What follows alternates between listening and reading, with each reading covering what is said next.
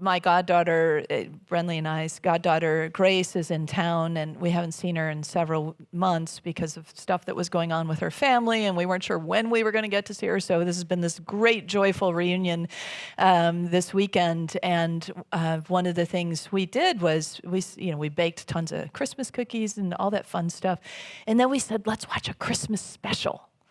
And she said, special? What does that mean? And Brenly and I were like, well, like one of the old animated ones.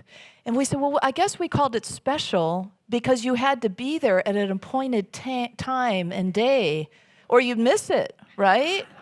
Like the Grinch is on this day, and Frosty's on that day, and Rudolph's on that day, and I made sure they were on my calendar, right? At the appointed time, I was in front of the television set. This was the most foreign idea to her.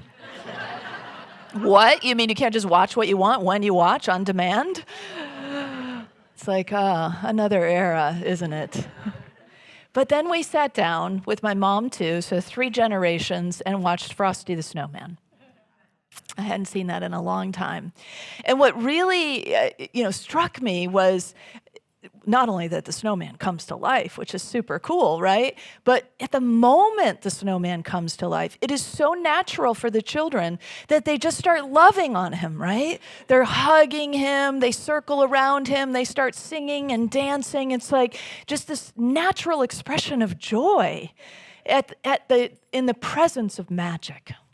And that's why I think a lot of times we say, oh, well, Christmas season is for the children. It's about the children. That means also the child within all of us, right? This is a time to stir that spirit of Christmas, that welcome of joy, that feeling that it's all about. I used to think I was missing something as an adult, like I didn't have enough joy, or I didn't really know what joy was, or I wasn't really sure. It just felt like this elusive thing. Does anybody ever feel like that? Serious adults among us? Yeah. Anybody a Capricorn, extra serious, right? The good news for all of us is they say we lighten up as we age. So we actually go in reverse. We're more serious as children, they say. Anyway, who knows? Who knows if it's all true, but we're going to talk about that too today because it's Airy Fairy Joy. We're going to talk about astrology. We're going to talk about fairies. I mean, this is like no holds barred joy, right? Magic is amongst us. So I remember when I was early in my ministry, and I had the same prayer partner who some of you met, Darlene Strickland, and I called her up and I said, I got to give, the talk on joy this week, and I just don't know what to say. I feel like it's this elusive thing. Of course, this was years ago. And I said, I'm not really sure. Am I just feel happy things because good things happen in my life? Like, and what's the difference really? And, so I was just really kind of sitting with this whole thing about joy. And then a wise man from the East came and met me in a hot tub in Columbia, Missouri. True story. I was at a public swimming pool, and this guy was visiting from Vietnam, and we just struck up this conversation. It was kind of like Jesus at the well with the Samaritan woman. I think he was Jesus, and I was the Samaritan woman, but we were in the public hot tub. And anyway, we were having this conversation, and it was just I just really liked him, and it seemed like we just really had this just interesting, somewhat spiritual conversation. And at the end of our time together, as he was getting out of the hot tub, he turned and he answered my prayer. He said, I see that your faith brings you great joy. And I was like, that's it. That's the joy I've been looking for. The thing was, I was looking for it in like dancing around the Frosty the Snowman and singing kind of joy. Not that I don't have that in me, but that wasn't really what I tend to carry. It was more about my faith, my life's work, that just who I am, how I'm wired. That's what brings me joy. And you all know in your own way what it is that like deep down really brings you joy. And I would guess you wouldn't be sitting here if your faith wasn't part of that. If the import of your spirituality wasn't a part of your pathway to joy or how you experience joy. So yes, joy can be the happy, clappy, the out loud expression, and it can also be this deeper kind of available, oddly enough, 24/7. Like we could just tune in, like we can today, to any program we want. And the program we might choose, hopefully, is joy. Because it's there. It's available. Even in our sorrow, there is joy, right? Because of what we have loved, there is joy. For the memories, there is joy. Even in those difficult times, if we just, not that we have to get out of that other place, because we can hold all of it, but we can realize it's like a sphere, these emotional experiences, and we can turn it to the other side and say, that pain is joy, and that sorrow also has joy. So it's a beautiful thing to recognize our allness, our fullness. And that really is what we're coming into more of in the Christmas season as we celebrate this birth of the Christ within us, this dawning of a new consciousness, a new realization, a new seeing, and the window is open a little further of our hearts, right? Of our minds. A new understanding begins to dawn on us as we step further into that divine I am, that essence of who we are. And Jesus came to be one of the people to point the way. A very important person for a lot of us here as we have followed that way for thousands of years, many of us. So this time of year, this let's just say this stop along the Advent journey, because it's all of it. It's all the spiritual qualities that we've talked about, faith and peace and love. It's all of it as part of that sphere that I'm just talking about. And there's also this idea that each one has an understanding on the surface, and then this more depth, this other spiritual side. It has a feeling tone to it, like I can feel peaceful, but then I can realize peace is with me all the time. Peace is available to me at all times. I can feel joyful, or I can just realize I could access joy right now. You see? So there's a recognition that it's always there. It's always available. It's a part of the divine truth of who I am. And that's really the dawning of the realization, the rebirth that is happening for us in part, is that recognition of the fullness and the wholeness and the truth of who we are. The Peace Pilgrim cut to the heart of this idea about faith and joy when she said, how could one know God and not be joyous? So in the Christmas story, the Magi come, as you know, the wise men come from the east to pay homage to the birth of Jesus. And how they get there is by following the star. And why is that? Because they were astrologers. Now today you might think, astrology, like that silly horoscope thing in the, newspaper, if you even have a newspaper anymore, but whatever, electronic ways that you might read it. But it's been belittled in a way. But then, back then, especially astrologers, astronomers, it was all like the fields were very close together. And these men came from the tribe, the Magi. The Magi were very respected. It was a priestly kind of tribe. They were learned men. They were intellectual men. They were intuitive. I say men, there was a whole tribe, so there were women too, but these particular ones who traveled the many months and followed the star have been referred to as the wise men. Sometimes I just call them the wise ones, because who really knows for sure? But the Magi, the word means that tribe, the words that we derive from it are magic, magician. So here we have these very learned, respected, priestly folks who are magical in their thinking and believing, and intuitive, and following the sky, following the signs, the map of astrology.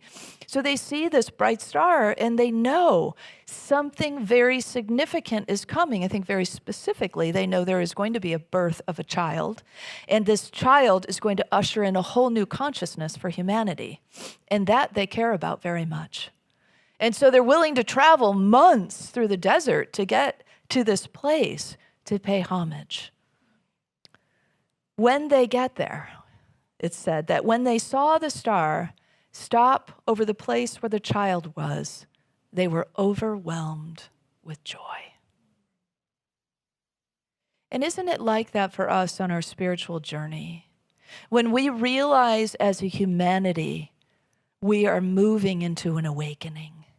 When we recognize and see the awakening or experience it for ourselves or see it in someone else, the dawning of spiritual understanding, the movement into the bigness of the truth of who we are, the largeness of the Spirit, when we stop trying to cover up our light and we're willing to shine our light out, when we stop trying to protect our hearts and we're willing to just love and be loved. When we come into that kind of being, isn't it a celebration? Aren't you so happy for your loved one and their breakthrough or your own breakthrough or our collective breakthrough? Yeah, we are overwhelmed. Yeah. We are overwhelmed with joy when we come to those places, when we come to that recognition, when we realize that, once again, something is being born through us and as us, individually and collectively. So this Advent, we've looked at corresponding elements to each of these qualities, you could say, or stops along the Advent journey. And if you look at astrology, the explanation of the elements in terms of the zodiac really tell us a little bit more about each of these qualities. For example, earth signs symbolize stability, practicality, groundedness, and reliability. Sounds like faith to me.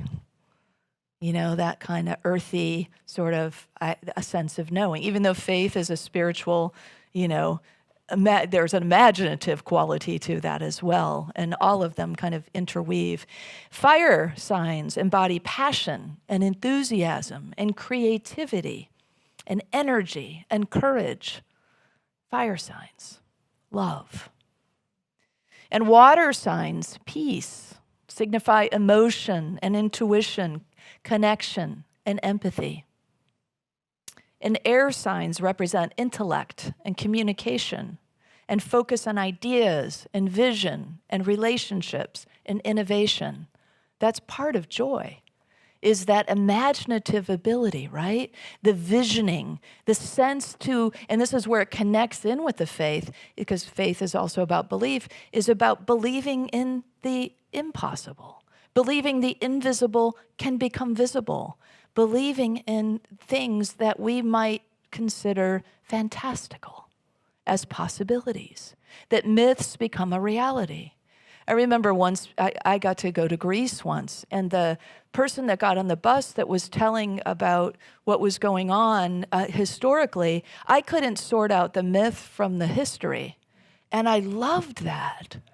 You know, they just told the god and goddessy stories, and they talked about the sites, and it was all an intermixed reality for this person. And it allowed me then to step into the possibilities of all the things that might have happened then in ancient Greece. And so for us, it's, as spiritual beings, it's part of our role, really, to be visionaries. And I don't mean that like we have to have this pressure to, oh my gosh, be a big visionary. No, I just mean we have to be ones that are willing to cast the vision for possibility, to open up the borders of our minds and hearts and to say, I don't know, maybe, that could be. I believe in miracles. I believe in possibilities. I believe in maybe some magic. I wouldn't mind a little magic right now, right? I like to dance in the mystery around the edges. It's like the Magi, right? Respected, learned, intellectual men that were also into the magical, into the mysterious, and bringing it all together. And I believe that's where we're headed, where we're going in the next era, where we're maybe on the cusp of in the next era, is that opening to say, wow, I can see things I didn't used to be able to see. I know that things are real that I used to think were just fantasy. I interviewed a woman years ago, Tanis Hallowell, who was a big shot at IBM, and she went to Ireland on a spiritual retreat and met a leprechaun. And she told me, she said, it's just that people can't see yet, but I could see. I just could see. And I got introduced to a bunch of other elementals, she said. And she said it's like angels. Like a lot of mainstream folks believe that angels are possible. She said, so we've normalized it. But once more people start to see, some of this invisible realm that's here to help us will become more available to us. And it will start to become normalized. Like, oh, you're not a human, but here you are right next to me, helping me out, right? I know, interesting, right? Extraterrestrials, extra dimensionals. I don't know. I'm willing to say, I don't know. And I'd rather entertain the possibility of magic and be proven wrong than stand at that place of not me, I'm not going to be taken for a fool, and miss all the fun. Right? That's what kids do. They just embrace it. All right, the joy's on, the fun is on, the adventure's on, the story's on. Who doesn't believe in Santa? Right? We understand that permeating spirit of Santa. And if Santa walked in right now in a suit, I would be really delightfully surprised. But I also would entertain a conversation with Santa, wouldn't you? Yeah, of course. We wouldn't say, oh, we don't see you, or you can't be real, or where's your costume, and pull your beard and show us the truth, we'd be there with him. So Jesus also embodied this love of the mystery. There are some things that he would say that were cloaked in so much depth. And on the surface, they look like a good story that people could relate to in some cases. But in other cases, he just didn't even hide the fact that it was pretty mysterious what he was saying. And what he was saying was often pointing us to the next place, to the next level of understanding, to the next breakthrough in consciousness, to opening ourselves in a whole new way. And Charles Fillmore talked about this too, our co-founder. He would say that our job is to cast our faith out into the future of what is possible. Use our faith to say, there's a possibility out there that I haven't seen yet, but I'm holding that possibility. And he said, and science's job is to catch up. And then once science catches up, we cast it out further. And this is how the impossible becomes possible, how the invisible becomes visible, how heaven comes to earth. This is how we live and move and have our being in spirit in a physical reality. And when we can pin that to earth, bring that to earth, allow it to come through us, then we can resolve a lot of problems and we can experience and allow the accessibility of joy to be more available to us. So one of the things that, one of these conversations that Jesus had that had this sort of cloak of mystery behind it to me a little bit is when he said, sorry, I was doing a little Carol Burnett signal there. So glad we had this time together. But I'm not saying goodbye. So one of the things that happened was, do you remember the story about Nicodemus? He was one of the head Jewish men that led the Sanhedrin, and he was very well respected. But he was watching Jesus with a different eye, not like this guy's, we got to do something about this guy, he's a problem. More like, whoa, how does he know how to do that? Where does he come from? What is his secret? So then in the Bible it says Nicodemus went to Jesus in the night on purpose, right? Because they're trying to signal to us this is a secret thing. A secret teaching is going to be revealed. Besides the fact that there's an overlay of the political on that he has to go in secret. And so he arrives and he being the political man that he is, he just compliments Jesus right away to open up the conversation, right? And then Jesus takes that and says, in order to, because he's basically saying, like, how do you do what you do? But he says it in this very complimentary kind of way. And Jesus just says, cuts to the quick and says, to enter the kingdom of God, you must be born again. Nicodemus is like, born again? And here's this man, head of the Jews, one of the heads of the Jews, and he says, "You mean re-enter my mother's womb?" And Jesus says, "Aren't you like a big teacher in the?" It's like, no, talking spirituality here. And he says, "You must be born of water and spirit." Now, what was he saying? I've come back around to this many times in different angles of it. But now that I'm looking at it from this kind of zodiac astrological perspective today for our Airy Fairy Joy Sunday, I realize that he might have been talking about something else that he points to, which is that there is an embodiment individually of who we've been in one aspect, and then we move on to the next aspect. And so he's talking about maybe mastery, like mastery of the water, and then mastery of the spirit. And the water is our emotional beings, right? The water is that aspect of it. That's one of the things. It's the living waters too. I mean, it's so many different things. We could just keep pulling this apart, right, into all kinds of depth. But it's intriguing because Jesus is one of those people that's pointing us to the next thing, to the future, to the next possibility. And so he says that at the Last Supper, he says another thing where he tells the disciples where to find him, but he does it in a cloaked way. And he says, "Follow the water bearer into the room," and that was to be the upper room where they would meet for the Last Supper. So there's all kinds of intrigue around this too, because the water bearer is a man, and normally water bearers were women. And so there's this whole gender bender thing, and some of the LGBT scholars are out there, pulling this apart too.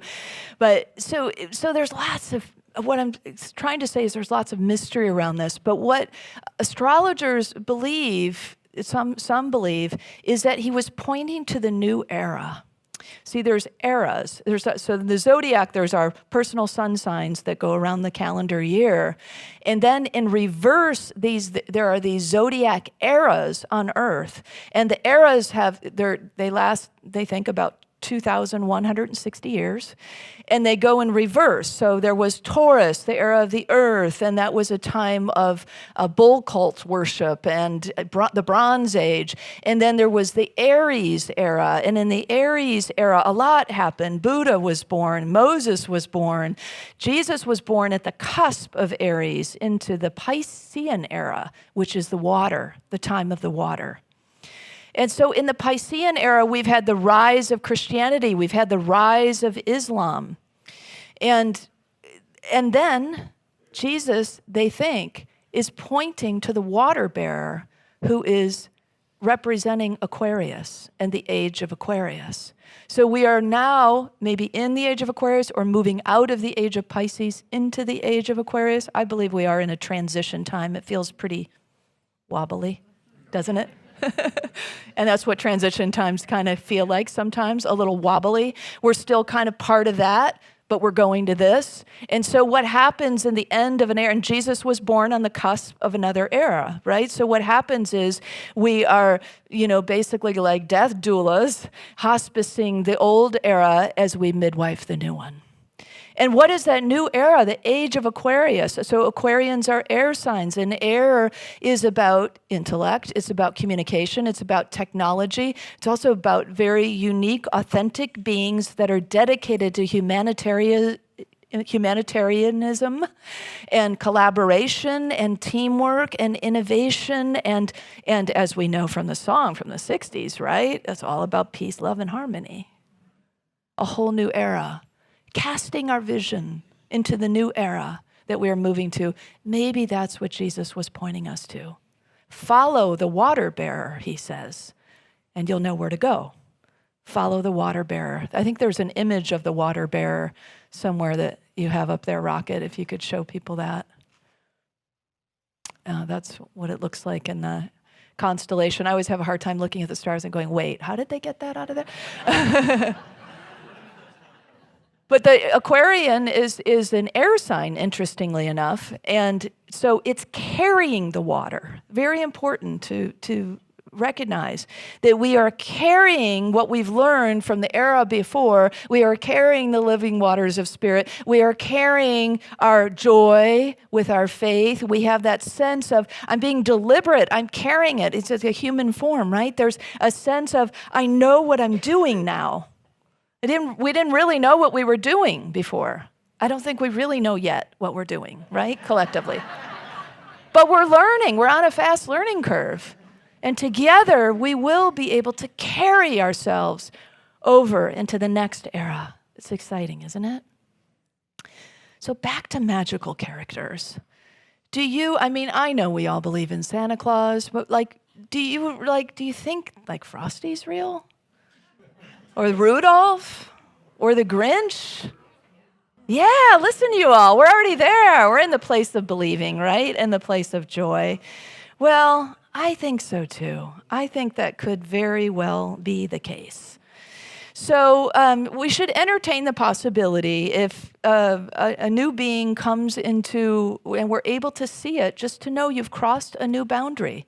You're able to see with spiritual eyes something you weren't able to see before with your own physical eyes. I see something now.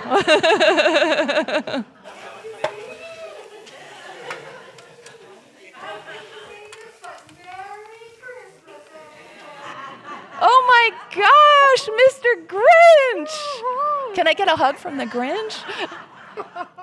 Would you want to come up and sit down and talk to us? Can you stay? Let's have a session. Okay, session. Wow, uh-oh.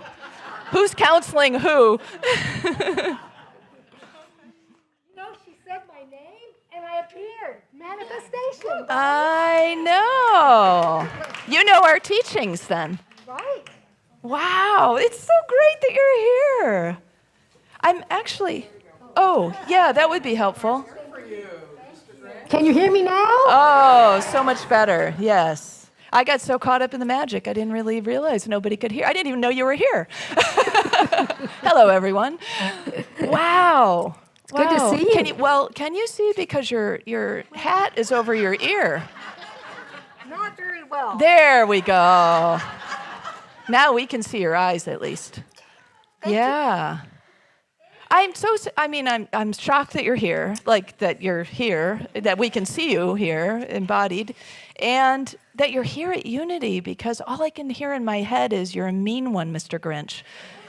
And we're pretty kind, loving people here. So it just, I don't know, kind of surprises me you're here. I thought maybe Santa, but the Grinch? Well, you're right.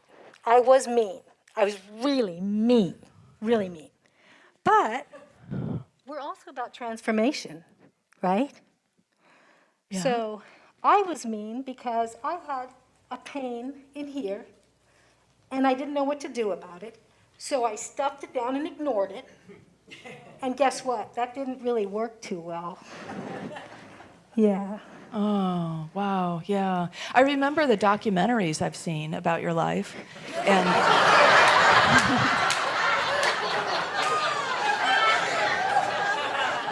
there are many. there are many different versions, yeah. Yeah, but they all pretty much tell the same story. I was quite surprised to see that you like to eat glass. Yeah. I'm tough. Do you now? No. No, can't eat it anymore. Yeah, because it's just it wouldn't. It wouldn't work. It wouldn't work because you're so different now. Yeah, your transformation has been really. From a fearful, hateful person into love and joy. And tell us about what happened. What was the big point of transformation for you? Well, I thought I had stolen Christmas because I hated Christmas, right? I took everything from Whoville. And then Christmas morning, I heard them singing, holding hands, and loving each other. And I'm like, how did that happen? Where's Christmas? I thought it was gone. But I realized you can't take Christmas out of someone's heart. Yeah. When it's already there, no one can take that. Yeah. No one can steal your joy, can they? Right, you got it. Yeah. No one can steal your joy. So my favorite part of your story is when your heart grows. Like all of a sudden you had this teeny tiny like pea-sized heart and it grew like I think 3 sizes or something. It's like out of the box. What did that really happen to you? Yes. It did. I was all scrunched up inside, and then when love came in, it just expanded me to make room for more love and more hope and more forgiveness and more joy. Wow. So, yeah. Wow. You are just a living testimony to how we can transform, right?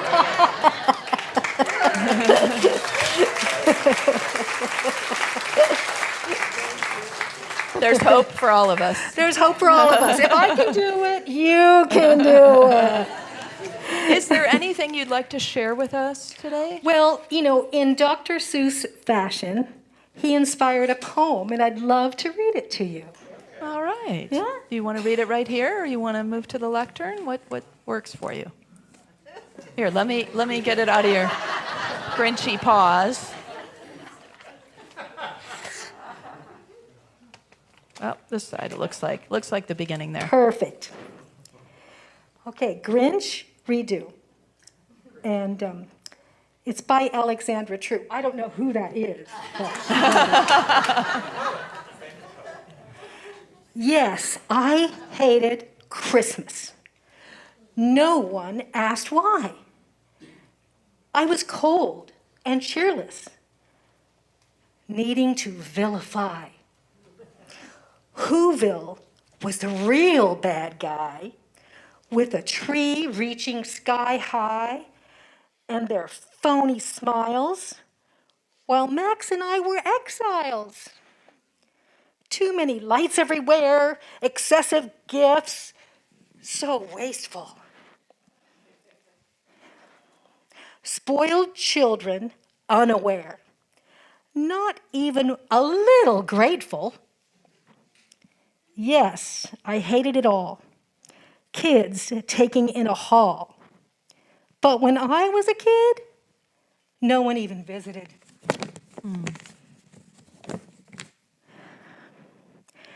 No one cared about me.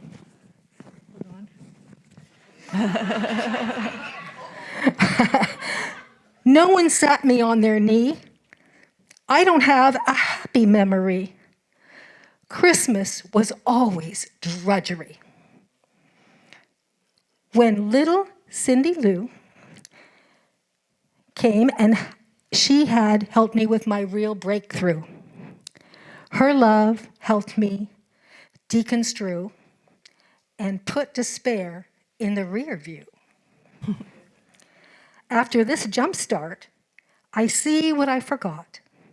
Joy can live with sorrow, making room for me to grow.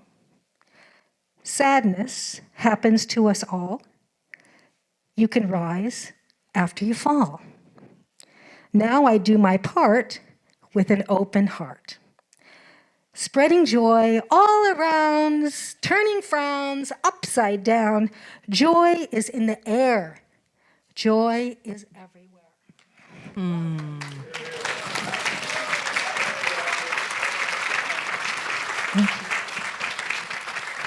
What a blessing it is to have you with us, Grinch. It looks like some of your face is falling.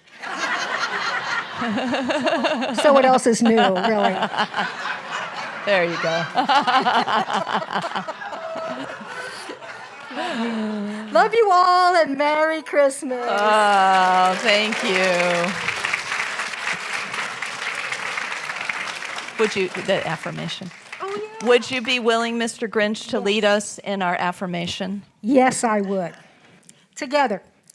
No one and nothing can steal my joy. I let the joyful spirit of Christmas be sung through me. And so it is.